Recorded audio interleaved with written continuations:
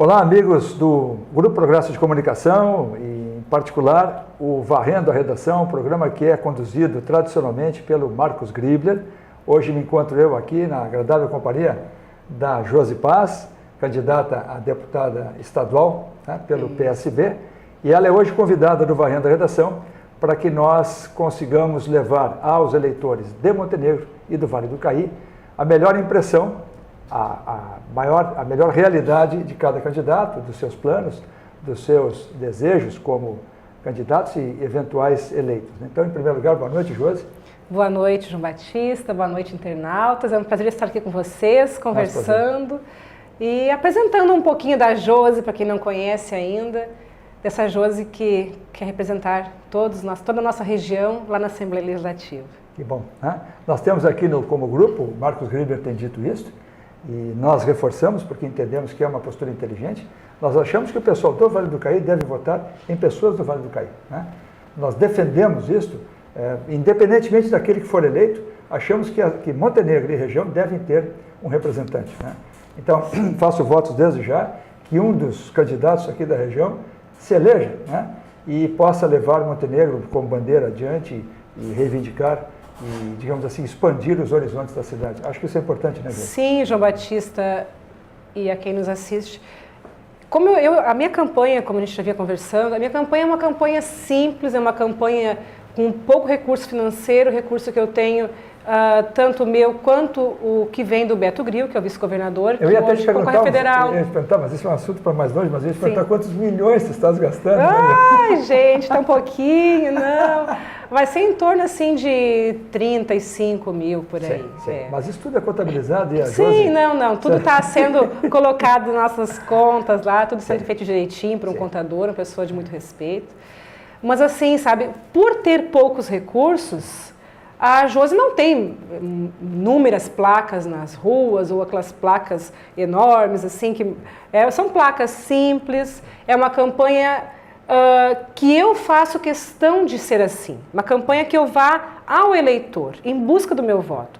Então, por isso que eu brinquei antes, se vão me filmar assim, de corpo inteiro, né, eu tô com o pé puro barro, né, de estar na rua. Hoje a gente fez interior, assim, um pouco da cidade, de manhã e de tarde interior. E eu faço questão de ser assim, como eu te disse, como nós estamos conversando, que a minha campanha seja diretamente ao eleitor. Eu faço reuniões, eu converso com as pessoas, eu vou em eventos, mas a minha prioridade é ir na casa. Eu estou caminhando toda a cidade de Montenegro, toda a região, batendo de porta em porta, convidando o eleitor a chegar até mim, para a gente conversar, bater um papo, assim, porque é importante para o candidato, quando ele se põe à disposição para concorrer, no meu ponto de vista, né? Sim. Vai se dispor a concorrer a deputado estadual, vereador, enfim, a que cargo político for, a importância de ir ao eleitor, pisar no chão dele, conhecer a sua realidade. Como é que vai se trabalhar para aquela região, para aquela comunidade, se a gente não conhece aquela comunidade de fato? Eu sei que caminhando na rua, eu vejo a condição que está a rua. Ontem eu estava no Bom Jardim do Caí, as pessoas lá estão muito decepcionadas com a política, enfim, com os políticos. E aí eles generalizam às vezes, sim, né? Sim. Que não querem mais ver políticos lá porque a estrada faz anos que não tem um reparo, que não passa uma patrola, enfim, que não é feita manutenção. Sim. Então as pessoas estão muito tristes, isso eu estou ouvindo na rua. Então eu gosto muito de fazer esse corpo a corpo com as pessoas. É ali que eu vou ver como tem muitos indignados. Aqueles que não querem, como eu disse já, não querem ver o seu candidato, que tem horror à política. E aí é hora de argumentar, de convencer eles de que votar é importante. Então, por isso que eu gosto de falar, assim, que eu estou indo junto ao eleitor buscar esse apoio. Uma campanha simples, mas direcionada à comunidade, a cada eleitor. Nós vamos explorar bastante esse tema. Vamos sim. Eu tenho algumas perguntas a respeito. E como tradicionalmente fazemos, o programa Varrendo a Redação, para fazer jus ao nome, ele não pode deixar de abordar as notícias, né? Sim. Que serão veiculadas na sexta-feira. Esse programa está sendo gravado no dia 18 de setembro de 2014 e amanhã o Jornal Progresso estará com seus 10 mil exemplares e mais de 5 mil arquivos na extensão PDF disponibilizados para os nossos leitores, né? dizer, além dos 10 mil exemplares, nós temos mais de 5 mil distribuídos via internet. Então é um jornal que incomoda aí, fazendo algum barulho, né, nas sextas-feiras. A edição de amanhã, nós temos aqui o privilégio, a edição foi fechada há poucos minutos, nós temos aqui o privilégio de termos algumas das manchetes, né, da edição de 19 de setembro de 2014. Começamos aqui pela notícia de que o prefeito, bom, a maior delas a maior das notícias diz respeito ao frigorífico Renner, né, o prédio, que não se sabe, mas provavelmente vai ao chão, dizendo aqui uma notícia bombástica, né? Engenheiro diz que é possível restaurar o prédio do Renner e Azeredo já se movimenta para impedir ou adiar a demolição. Esse é um assunto bem polêmico, né, Josi? Porque é aquilo, lembra um pouquinho assim, o balança, o cai não cai, o balança mas não cai, porque é um prédio muito caro à memória de Montenegro, né? Não se defende aqui necessariamente um prédio enquanto tijolo, argamassa e ferro, mas sim a imagem que ele possui junto aos montenegrinos, né? Muito além do frigorífico, que um dia lá funcionou, mas como paisagem, como sinal de ruína, né? Nos parece assim que o frigorífico Renner e o prefeito Paulo Azeredo teve isso como bandeira, né? Foi uma bandeira muito intensa dele, ele defendeu a restauração, e nós então cutucamos um pouquinho mais, no sentido de que, bom, anunciada a demolição, e ele fica em brancas dúvidas disso, como é que ele se movimenta, né? Ou como ele se movimentou, como bandeira que acenou, como ele se movimentou, como o governo dele se movimentou nesse período, para impedir a demolição. Eu não vou colocar essa questão aqui, não vou abrir a questão para a Josi, por uma questão de diplomacia, afinal de contas a Josi fez parte da chapa oponente, né?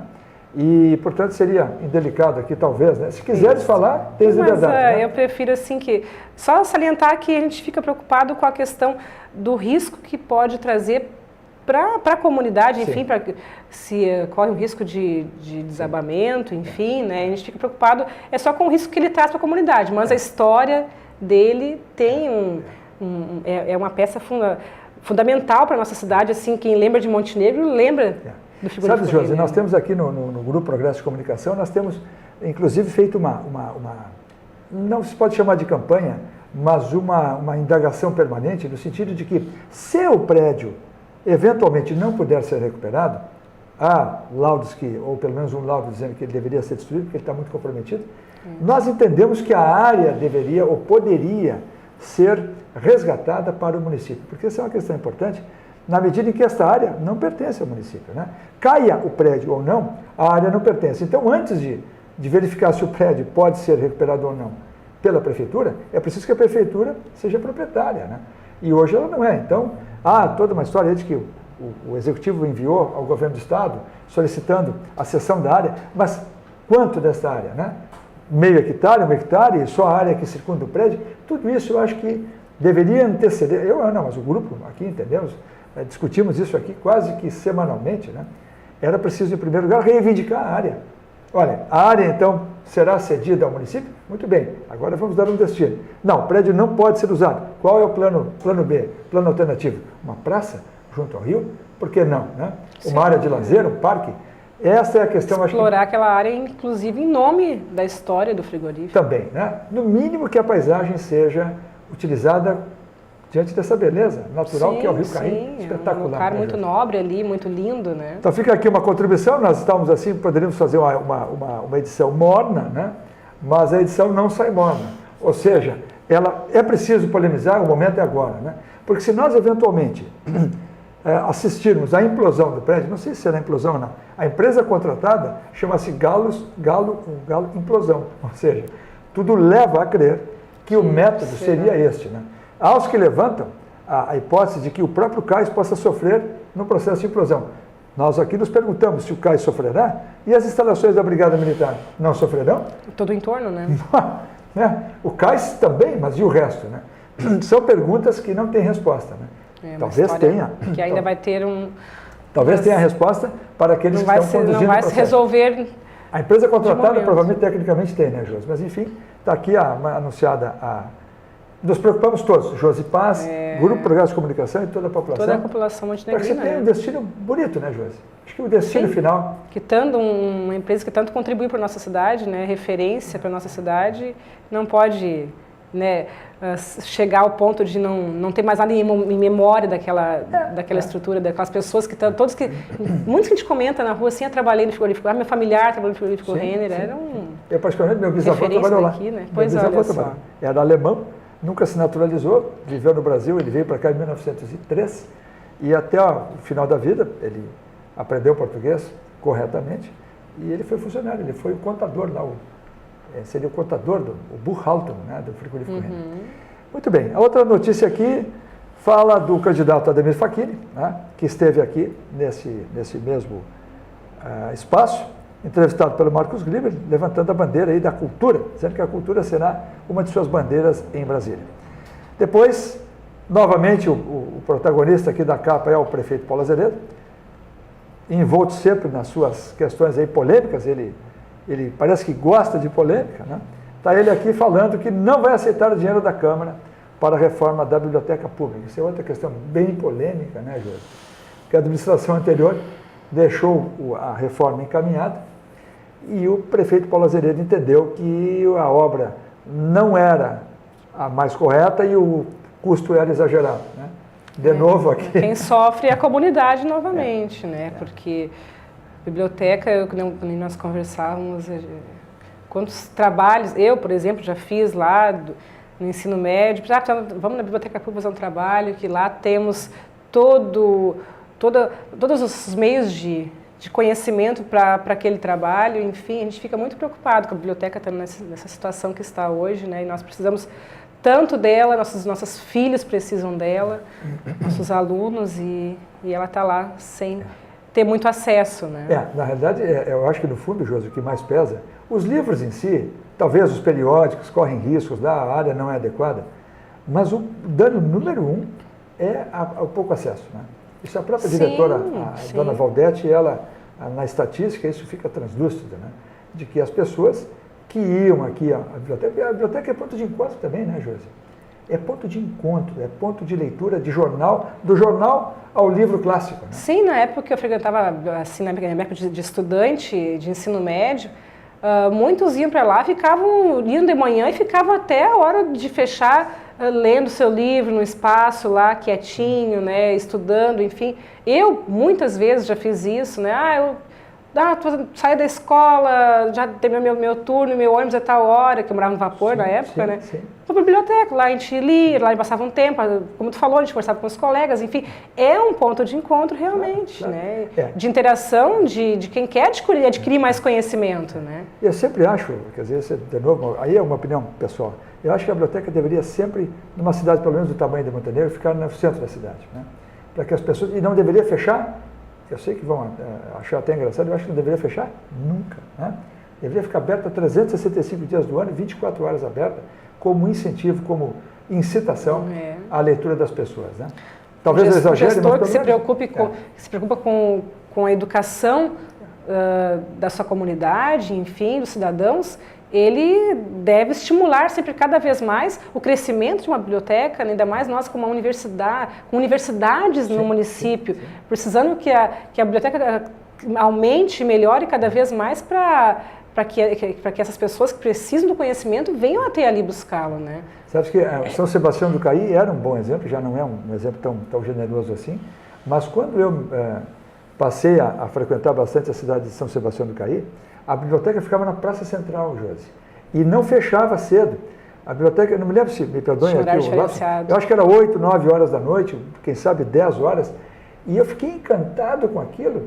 Eu, inclusive, estive na biblioteca no período noturno, achei encantador as pessoas ali sentadas, olhando, pesquisando, olhando seu livro, se divertindo, porque a cultura também é diversão, né? Claro.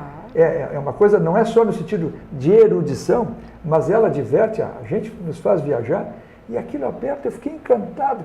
Pois bem, a biblioteca hoje não está mais na Praça Central de São Sebastião do Caí, e acho que fecha em horário mais precoce, né, mais breve. E é uma pena, né? É um exemplo belíssimo aí para toda a região que não perdurou. Vamos fechar aqui o comentário da capa.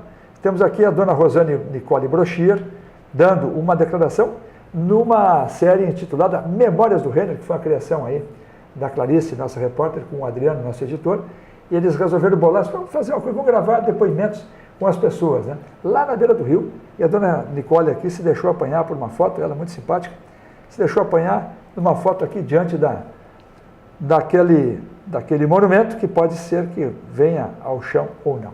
Tá aí a dona Rosane, né? Foto interessante, né? A Josi tem o privilégio como eu, os demais verão logo, logo aí nas ruas de Montenegro e mais 9 municípios do Vale do Caí. Vamos à página final aqui para finalmente entrarmos, Josi, na nossa entrevista de hoje. Vamos olhar a contracapa, porque aqui nós temos a nossa linha do tempo, né, que nos mostra algumas coisas interessantes do passado aqui de Montenegro.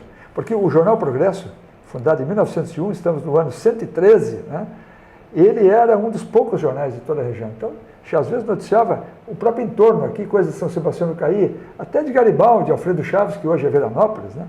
Então é bem interessante. Aqui, por exemplo, vamos largar uma notícia aqui interessante. Essa notícia foi veiculada em, vejamos aqui, 27 de janeiro de 1907. Mas que interessante. Portanto, há 107 anos atrás, nós temos aqui, ó, o vapor lajeado, que a 24 do corrente, portanto, janeiro de 1907, vinha de São Sebastião, encalhou durante algumas horas na altura da Mariazinha. Olha só, né? A seu bordo vinha doente o indivíduo Sebastião de Tal, o qual, a esse tempo, faleceu. Olha só. O seu corpo foi deixado nesse porto, onde foi inumado por conta da intendência municipal. Vejam só as circunstâncias aí. Aí vem outra aqui, bem interessante, dizendo que, aqui uma notícia de Porto Alegre, outra aqui do Borges de Medeiros, que era o ídolo republicano da época, né? Júlio de Castilho já morrera precocemente, morreu, se não me falha a memória, aos 42 ou 43 anos, de um câncer na garganta, né? E o seu sucessor foi o Borges de Medeiros, que ficou um bocado de tempo aí diz que ele não gostava de perder a eleição, né? Isso conta, não sei se você lembra, né? É melhor deixar aqui por conta da lenda. Uma vez chegaram no gabinete dele para comunicar, dar o veredito do eleitoral, ele tinha perdido. Ele disse que ele não aceitou, o pessoal saiu de lá com a vitória dele. Então saiu com as novas apurações, dizem isso, não sei se você lembra ou não, né? Mas que gostava do poder, disse que gostava. Borges de Medeiros. Depois aqui, finalmente, que interessante, ó. Estamos falando de janeiro de 1907, como eu disse. Olha só. Na noite de quarta-feira passada, caiu forte geada em janeiro de 1907 em diversos pontos do município de Caxias do Sul. Pleno verão. Em pleno verão. Produzindo estragos que, felizmente, não são consideráveis. Aqui diz assim, diz o Cosmopolita, é um colega certamente aí do jornal, diz o Cosmopolita que esse fato não é estranhável, porquanto tem se observado por muitos anos que até fins de janeiro tem caído geada naquele município. Portanto, é uma situação que merece uma notícia de destaque, né? Porque no pleno verão é geada, né? Mostrando, como dizendo que é um fato repetido, digamos assim. Não era a primeira vez. De certa forma, não era a primeira vez, em janeiro, mostra que, quem sabe, as mudanças climáticas aí estejam gritando aí, de fato, né? Às vezes nos admiramos tanto de como está o clima hoje, né? Exatamente. Então, pessoal, basta por hoje aqui, vamos entrar no que nos interessa aqui. Nós daqui a pouco vamos encerrar o primeiro bloco, mas vamos dar partida aqui, Josi, na nossa entrevista de hoje. Fechamos a edição do Jornal Progresso e eu vou te perguntar o seguinte. Quando tu estivesse aqui, eu me recordo que uma das vezes, sempre é um prazer te receber aqui. Né? Prazer é tudo meu. Esta casa aqui é uma casa que de fato não é política, mas é a casa do povo. E o Grupo Progresso de Comunicação é a voz das ruas. Né? Portanto, é um prazer receber uma pessoa da tua estirpe.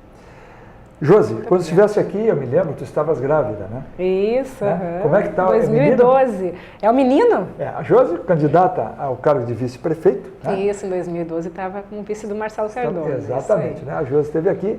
E nós vamos, então, encerrar esse bloco com essa pergunta que a Josi vai responder. Né? É um menino? É um menino, o João Ernesto. João Ernesto. Isso, né? está com 1 ano e 8 meses hoje. Filho da Josi e do Oscar Bessi. Isso. Né? Então, nós voltaremos ao segundo bloco perguntando para a Josi como é que anda essa criança hoje.